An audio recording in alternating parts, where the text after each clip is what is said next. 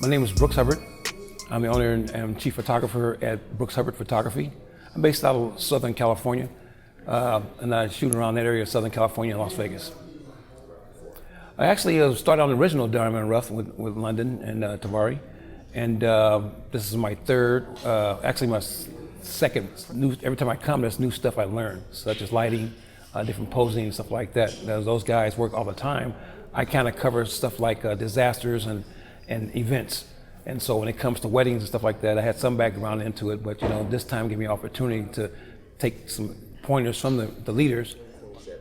Well, not only when I come, I will come and promote the event, and then I would try to give them, like I said, I started out with them initially, and then I was kind of like trying to be the third man or helper within the production or within the assistance and doing some of the training we had. Today, here in Lake Las Vegas, some of the things I used to, I thought I was accustomed to, and in my normal job, setting the camera on auto works real well for the work and type production I'm doing.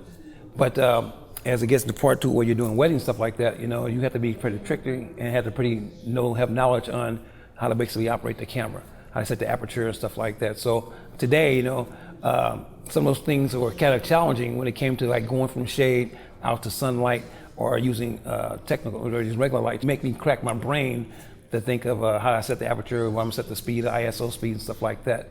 And thanks to Tabari in London with the coaching that they had, it was like hands-on.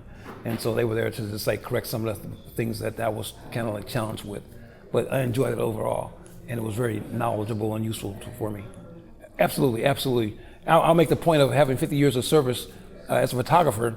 You never stop learning on stuff, and this kind of refreshes some things that I used to teach also formerly in the military, and that I forgot as time went on.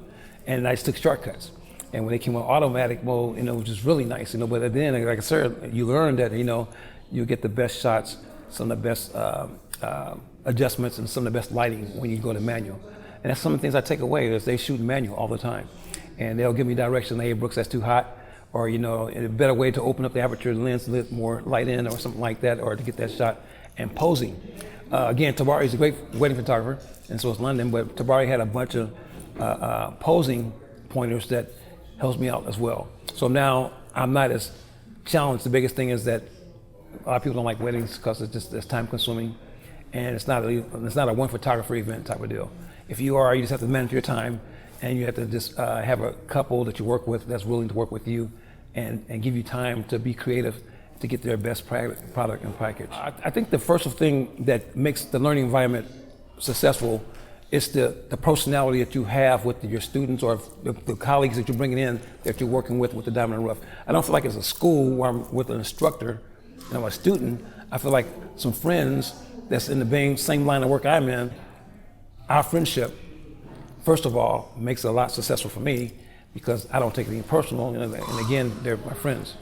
But as far as their pointers and their instructional value or sharing their information, they're on part.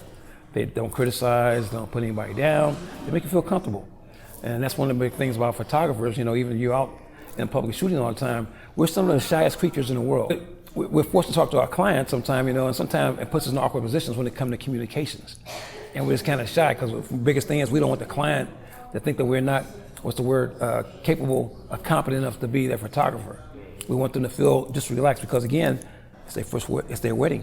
Unless you've been married a few times in life, and weddings, this is your first time. This is a very big event that you're going through, and then you as a photographer have to kind of worry about, hey, look, the stresses they're going through. The dress didn't arrive in time, or it's not fitting correctly. The groom, I didn't get this way, or the ring, my best man didn't show up with the ring, stuff like that.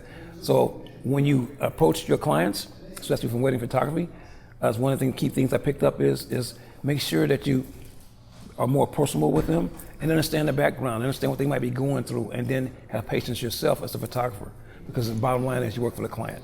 So you want to make the client happy, you want to make the product look good, and you want to be successful.